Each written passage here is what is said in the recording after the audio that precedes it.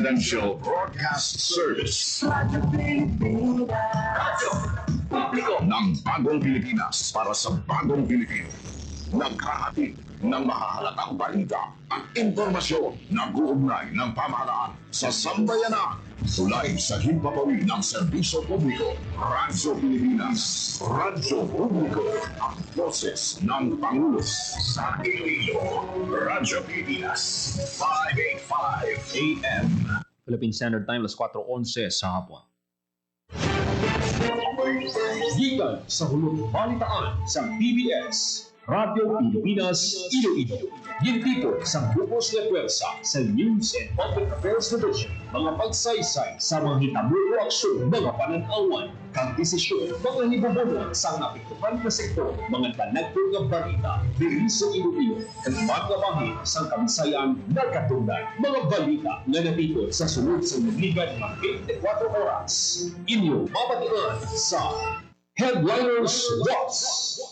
Kagkaroon, yari ang inyong PBS News Team.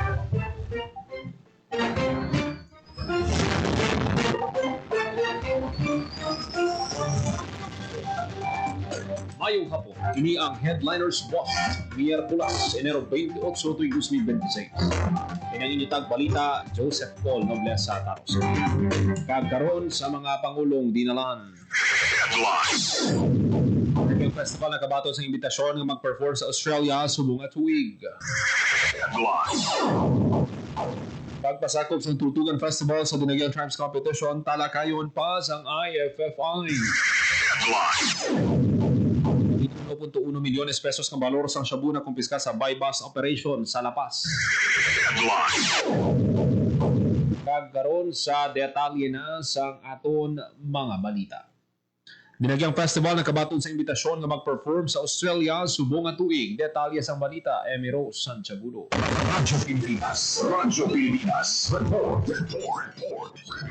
Good news, lang sa syudad kag sa Puson nag-perform ang Dinagyang Festival sa mga tuig. Sino kay Eric Bidenogracia, Artistic Director sa Iloilo Festivals Foundation Incorporated o IFFI, nakabato na sila sa turma ng imbitasyon para sa Dinagyang Festival na magpasundayan sa Australia. Magluwas na rin may imbitasyon na mapasako para sa Parada ng Kalayaan. Hinawla pa naman nila ang mga papeles at ang nakabato din sila sa imbitasyon sa pagpambalik sa Aliwan Fiesta sa na tuig. Kung madumduman nagkampiyon sa Parada ng Kalayaan 2025, ang Tutugan Festival sa Naasin kag first runner-up naman ang Dinagyang Festival na ginrepresenta sa tribo pagidayat na nagkampiyon sa 2025 Dinagyang Tribes Competition. Wala naman sang ginilat na Aliwan Fiesta sa 2025. At ang sa 2024 naging kampiyon ang Dinagyang Festival kag first runner-up naman ang Tutugan Festival sa Naasin.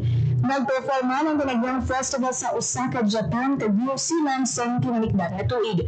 So nagdibinaglasya, i-evaluate pa nila kung ano-ano ng imbitasyon ng ilang nabatunan kag sino ng mga tribo ang ipadala. Nagkuha sang tribo sa lumunan sang Harang National High School ang kampyonato sa Dinagyang Tribes Competition. Kag Tutugan Festival naman ang kampiyon sa kasadyahan sa kabanuhanan. Para sa Bagong Pilipinas, ang Responsibilidad Radyo Pilipinas, Radyo Publiko. Radyo Pilipinas. Radyo Pilipinas News. Ang Tultugan Festival sa Dinagyang Tribes Competition, talakayon pa sang IFFI, detalye sang balita. Emi Rose Santiagudo. Radyo Pilipinas. Radyo Pilipinas. Report. Talakayan pa sa Iloilo Festivals Foundation Incorporated o IFFI kung wala pwede makapasakop ang Tutugan Festival sa banwa sa Naasin sa Dinagyang Tribes Competition. Hindi matapos na Grand Slam champion ng Tutugan Festival sa Naasin sa kasadyan sa kabanwahan ng 2026 umali na 2024. Una na maging payag ng Naasin Mayor Francis Ambor na luyag nila mag-intra sa Dinagyang Tribes Competition kag hindi na sa kasadyan sa kabanwahan sa nasunod na Dinagyang Festival. Sunod kay Eric Bidenogracia, Festival Director sa IFFI, posible nila nga i-welcome ang Tutugan Festival ang dapat pa ini na desisyonan sa nagabugos ng IFFI. Sa tuwag sini, positibo siya na posible ng realidad ini nag-iwan man din bakit bahin na sa una madamo sa festivals nga nagapasakop sa Dinagyang Tribes Competition competition. Kaangay sang Binarayan Festival sa probinsya sa Antique. Duwan niya ang ilo na ginatutukan kung paano pa ma-improve ang kalidad sa performances sa kada tribo. Para sa Bagong Pilipinas, ang Narasyon Siguro Radyo Pilipinas at Radyo Publiko. Radyo Pilipinas. Radyo Pilipinas News. Sa Iloilo Provincial Capital si Commodore Ludovico Librilla Jr. sa Philippine Coast Guard District Western Visayas. Ginbaton ang Coast Guard Western Visayas Chief ni Iloilo Governor Arthur Defensor Jr. Ginistoryahan sang duha ka opisyal ang mga concern sa seguridad sa baybayon sa Iloilo, mga prioridad sa Kapitolyo kag PCG, nakip ng pagpabaskog sa intelligence sa matap ng pagsulod sa illegal nga droga sa probinsya, pagpabaskog sa suporta sa bantay dagat units, kag ang pagdugang sa mga operational assets kang sang pag-rescue sang boats, sang rescue boats para sa maritime patrol. Sa anay press conference, una na yung payag ni Governor Defensor, dapat niya ang operation center sa mga pantalan sa probinsya kung matap ng pagsulod sa illegal nga droga sa Iloilo kag kalapit nga lugar. Radyo Pilipinas. Radyo Pilipinas News. Sa iban pa naton nga balita, Radyo Pilipinas. Radyo Pilipinas News. wala makaluwas sa kasanga clamping operations ng Iloilo City Traffic Management Office ang pila ka salakyan nga naga-illegal parking sa area sang Molo District. Ginbutangan sang clamping device ang mga personnel sang ICTTMO pila ka salakyan sa area sang Timawa Avenue sa distrito sang Molo. Gintikita ng mga motorista tungod sang paglapas sa Regulation Ordinance 2014-191 nga nagadumili sa pagpark sa ginadumilian nga areas. Paday ng pahanumdom sang ICTTMO sa mga motorista nga likawan ng pag-double park kag illegal parking, labi na sa mga mayor nga dalanon agud malikawan nga mapapanaugan sang multa. Radyo Pilipinas. Radyo Pilipinas News. 5 ka pamilya sa Bacolod nga apektado sang sunog ginbuligan sang city government. Detalye sa balita, JP Hervas. Radyo Pilipinas. Radyo Pilipinas. Nagpalabot sa bulig ang Bacolod City Government sa mga pamilyang apektado sa separado nga sunog balagbuntad sa 3 ka barangay sa syudad. Kada pamilya, ginatagan sa food packs na ginapipan sa 8 ka kilo nga bugas, canned goods, snacks, kag kape. Maglas na rin nagpalabot man ang city government sa family kits, clothing items, sleeping kits, kag hygiene kits. Ginmanduan man ni Melga sa taya ang Department of Social Services and Development na proseso ang paghatag sa bulig pinansyal. Sa karon, nagapabilin sa mga tubig evacuation center ang mga apektadong pamilya na nagalin sa Barangay Singkang Airport, Barangay 10, kag 26. Para sa Bagong Pilipinas, JP Herbas, Radyo Pilipinas, Radyo Publiko. Radyo Pilipinas. Radyo Pilipinas News. Nagbulig papauli sa Pilipinas ang isa ka OFW stroke patient gikan sa UK. Detalye sang balita, Marian Grace Reniata. Radyo Pilipinas. Radyo Pilipinas. Kumbuligas ang Overseas Workers Welfare Administration o OWA sa ka-OFW stroke patient sa United Kingdom na makapauli sa Pilipinas. Pinaagi sa pag-facility sa Migrant Workers Office Overseas Workers Welfare Administration o MWO London, nakapauli na sa Pilipinas ang OFW na stroke pag wala nakapauli sa sunod sang 14 katuig. Nanging posible ang repatriation sa OFW na taga-Gimaras bangod sa Action Funds ang MWO. Una na nga gibisitahan na Department of Migrant Workers at ang DMW Secretary Hans Leo Katdak, OWA Administrator Patricia Ibon Kaunan, kag MWO OWA London Team ang OFW sa tinaliktang na tuig sa mga confined sa hospital na nagpalabot man sa financial assistance. Samtang pagabot sa Iloilo International Airport, ginayon ng mga gintatap sa OWA Regional Welfare Office 6 ang OFW kag naghatag sa accommodation anti siya nagpauli sa ilang hometown sa Guimaras. Nagpalabot naman sa pagpasalamat ang OWA Region 6 kay Cristina Blomingan, isa ka Filipino nurse volunteer na nagserve bilang medical escort ng OFW para mapasiguro ang iya kaayuhan sa pagbiyahe. Labot man sa OWA repatriation team sa Gary Garonita, isa ka nurse, Edward Berga, nga repatriation officer, kag Anthony Balesteros, nga driver. Para sa Bagong Pilipinas, ng Grace Aranyata, Radyo Pilipinas, Radyo Publiko. Radyo Pilipinas. Radyo Pilipinas News. Sa ibang panaton nga balita, Radyo Pilipinas. Radyo Pilipinas News. nanging dinapit nga manughambal sa University Convocation sa West Visayas State University si Department of Agrarian Reform Assistant Secretary for External Affairs and Communications Operations Office and Special Concerns Jose Genil de Morito.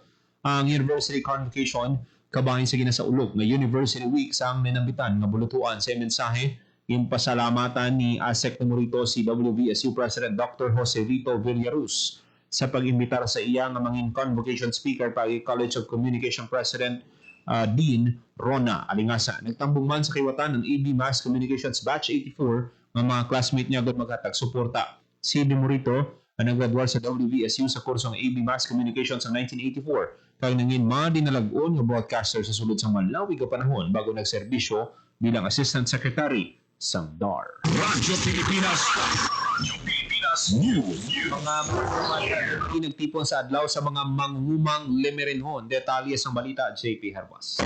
Radyo Pilipinas. Radyo Pilipinas. Report.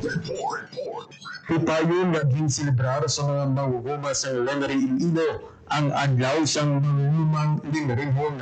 Ang aktibidad nanintuigan nga kahiwatan sang banwa kag karon nagbangat na sa ika-16 nga anibersaryo. Ang selebrasyon nga puno sa kasarya kasunod sa gipreparar nga nangarisari nga aktibidad. Magluwas diri may ginhanda man nga papremyo bilang pagkilala sila ng kapisan kag dako nga kontribusyon sa komunidad. Para sa Bagong Pilipinas, JP Carvas, Radyo Pilipinas, Radyo Publiko. Radyo Pilipinas. Radyo Pilipinas News. Naton nga balita. Radyo Pilipinas. Radyo Pilipinas News. Diocese of Haro nagpagawa sang schedule sa mga misa kag mga aktibidad sa adlaw sang kapistahan ni Nuestra Señora de la Candelaria. Detalye sang balita, Marian Grace Aranyata. Radyo Pilipinas. Radyo Pilipinas. Report. Nagpagawas ang schedule sa mga misa at mga aktibidad ng Archdiocese of Haro para sa kapistahan ni Nuestra Señora de la Candelaria, patrones sang Haro kag Western Visayas sa Pebrero 2. Sa main altar, may misa sa alas 4 sa aga, alas 6 sa aga, kag ang solemn pontifical mass na may blessing sang kandila, hiwaton sa alas 8 sa aga sa pagpamuna ni Monsignor Reverend Mirifer Billones, Archbishop sang Haro. May misa man sa alas 10 sa aga, alas 12 sa udo, alas 3 sa hapon, kag ang solemn celebrated mass sa alas 5:30 sa hapon, pangunahan ni Monsignor Reverend Romel Labajo, Bishop of Prosperidad. Sa gabi, may misa naman sa alas 7 kag alas 8. Sandalo mga misa man ang hiwatan sa St. John Paul II Gym. Sa aga, hiwatan naman sa 4:30, 5:30, 6:30, 7:30, 8:30, 9:30, 10:30, kag 11:30. Sa hapon, may misa man sa alas 3, kag sa gabi sa 6:30 kag 7:30 p.m. Magahiwat naman sa bunya sa alas 9 sa aga, 9:45 kag 10 a.m. Ang tuiga naman na solemn procession matay sa alas 4 sa hapon. Para sa Bagong Pilipinas, Marian Grace Aranyata, Radyo Pilipinas, Radyo Publiko. Radyo Pilipinas. Radyo Pilipinas News. Sa ibang panaton nga balita, Radyo Pilipinas. Radyo Pilipinas News. road closure ang Iloilo City Traffic Transportation Management Office sa mga yor nga mga madalanon sa distrito sang Haro sa nagilapit na selebrasyon sang Haro Fiesta. May waton nga prosesyon sa Pebrero 2 na magasugod alas 4 sa hapon nagikan sa Haro Plaza nga maglabay sa Rizal Street, Haro Cathedral pakadto sa E. Lopez Street, left turn sa Commission Civil Street pakadto sa Lopez Haina Street, kag left turn sa Fajardo Street pakadto sa Libertad Street. Lapos sa Plaza Haro. Bakod sini, siraduhan ng Rizal Street sa palibot sa Plaza Haro, porsyon sa Libertad Street, Fajardo Street, porsyon sa Lopez Haina Street, porsyon sa Simon Ledesma, porsyon sa Commission Civil Street, kag porsyon sa E. Lopez. Kinabisuhan ng mga motorista nga maglabay sa alternatibo nga dalan agad makalikaw sa heavy traffic. Radyo Pilipinas. Radyo Pilipinas News. Ibang panaton nga balita, Radyo Pilipinas. Radyo Pilipinas News. DSW Field Office 6 Kalahi Seeds nakapatuman sa 19 community projects sa Western Visayas sa tuig 2025. Detalye sang balita, Marian Grace Aranyata. Radyo Pilipinas. Radyo Pilipinas. Report. Nakapatulong sa disenwado ng community projects ang DSWD Kapit Bisig laban sa kahirapan, comprehensive and integrated delivery of social services sa Kalahi Seeds sa tuig 2025 sa rehiyon. Lakip siging patuman na proyekto ang anong ka-project sa Bingawan, Iloilo, balo na sobra sa 9 million pesos para sa construction sa 5 kadalan, kag isa ka slope protection, kag 3 ka road projects sa Cebu na maras balo na sobra sa 13 million pesos.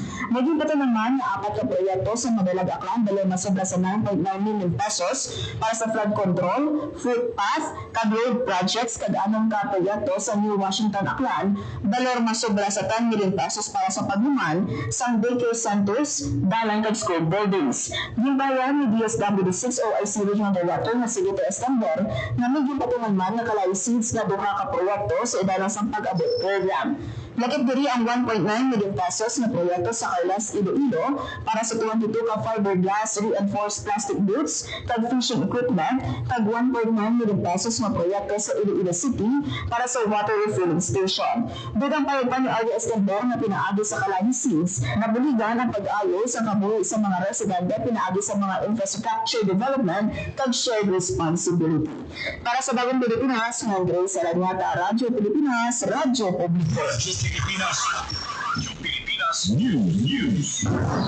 Cornelio T. Mabera, Administrative Aid 6 sa Department of Science and Technology, Western Visayas, nakip sa mga nagbaton sa 2025 Gawad Lingkod Bayani Award sa pagpupugay 2025 parangal sa mga lingkod bayan giningat sa Malacanang Palace subong Miyerkules Enero 28 ang conferment ginpangunahan ni Executive Secretary Ralph Recto nga nag-represent kay Presidente Ferdinand Marcos Jr. kaupod sa Civil Service Commission Chairperson Attorney Marlene Barua Yap, CSC Commissioner Attorney Ryan Alvin Acosta, kay CSC Commissioner Attorney Luis Menrado Panyulayan. Nagbaton si Mabera sang tropeo medalyon gikan sa Bangko Sentral ng Pilipinas, 200,000 nga cash prize kag automatic promotion o kung equivalent salary increase. Nagpalabot naman sa mainit nga pagpanginbulahan ng DOST Western Visayas kay Mabera. Radyo Pilipinas.